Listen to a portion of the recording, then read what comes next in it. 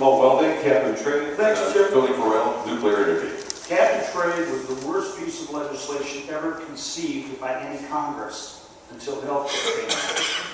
The fact of the matter is that cap and trade is a disaster for states like Michigan and places like Oakland County. Projections are that it'll kill literally tens of thousands of jobs in just the first weeks alone. And this is the fundamental problem. I know a number of people here in this audience tonight that called, begged, pleaded with Gary Peters, please do not support cap and trade. He voted the other way. Why? Because he had Nancy Pelosi and the Democratic leadership pulling his chain to do what they wanted to have done. And what was in it for him? Take a look at his campaign finance report, folks. He filed it today. He's raised well over $2 million. Has $2 million, 1.9 cash on hand. I believe that nuclear power is a key part of our future. And when I look at drilling, I remember we had a problem, obviously, in the Gulf. The fact of the matter is that we had problems and accidents in our pursuit of the moon. And we didn't stop there. And that's have time. to continue drilling. That is time. Anna, same question. I'm against cap and trade, and we should be more careful, where we are drilling. And they knew it's going not the right way, when they were drilling in this Gulf of Mexico, and they did it anyway. And I don't know why they went very, very, very deep. And we should concentrate on there is technology, but it is prohibited to use it. There was a guy, Stanley Meyer, and he was murdered. He had a car who was running on water, not on gas, just water. Use the technology. Thank you. And the next question from the audience, again, from Melissa. Thank you for your question. And we'll begin with Judge Kuhn. What is your position on universal concealed carry of handguns, especially in light of what the U.S. Supreme Court has just done, and especially in light of the new rules that Chicago has just passed as a city? All I know is the Constitution of the United States in Article 2 says that anybody can carry a gun and be protected and use it. And I would say I follow the Constitution, and if you're a good citizen and can get a gun, you should have it, and there should be no reason, unless you have prior felonies, I don't believe you're allowed to have a gun. But I support any legitimate, good American person to have a gun permit because the United States Constitution, Article 2, says so.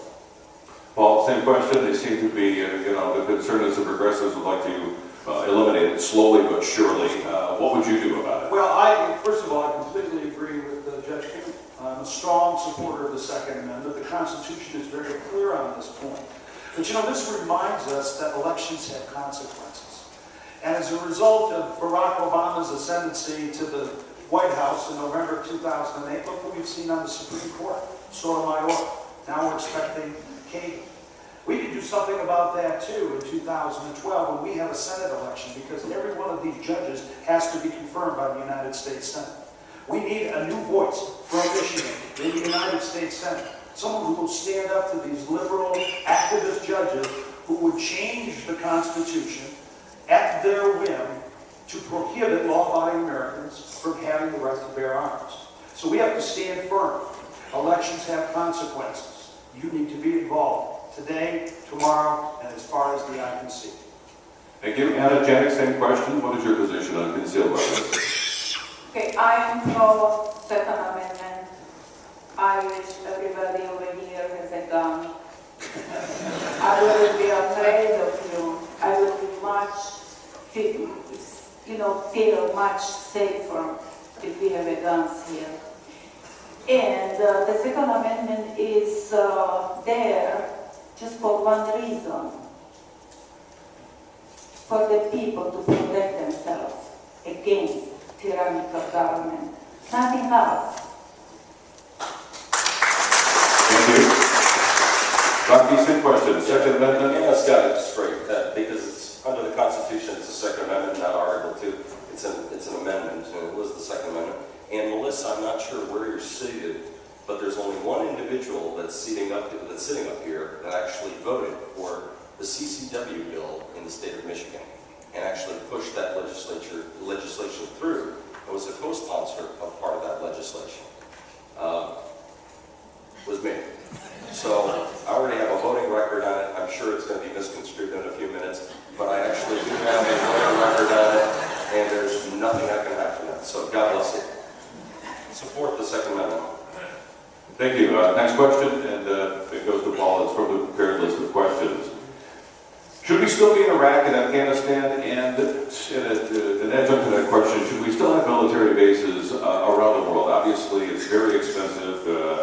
It bleeds our treasury dry, and it's part of the reason that we have the trillions of dollars of debt that we have. But should we be in Iraq and Afghanistan and other bases around the world? Well, I think that that's a very important question, and one has to be looked in terms of national security first, and then from a budgetary standpoint second. As far as Iraq and Afghanistan is concerned, I think at the moment we do. This is America's war, and we need to do what's necessary to see this job through. Now, having said that, that isn't a blank check. That isn't open-ended. My job as your representative is going to be to force this issue with this administration and ask them just exactly what it is they're trying to achieve in Afghanistan. How will we know what we want? And if we can't get a clear definition of policy for this administration, it will be time to come back. But you know, folks, we've invested a lot of money, we've invested a lot of blood, and we've sacrificed a lot of great men and women in both of those countries. And for us to establish just arbitrary dates of withdrawal, I can assure you this: the terrorists, the Taliban, and others will simply hide in their caves till the day we leave, and then they'll come creeping back. We need to see this job through, but we need to understand what this job is. And this administration is rudderless. Thank you. Anna.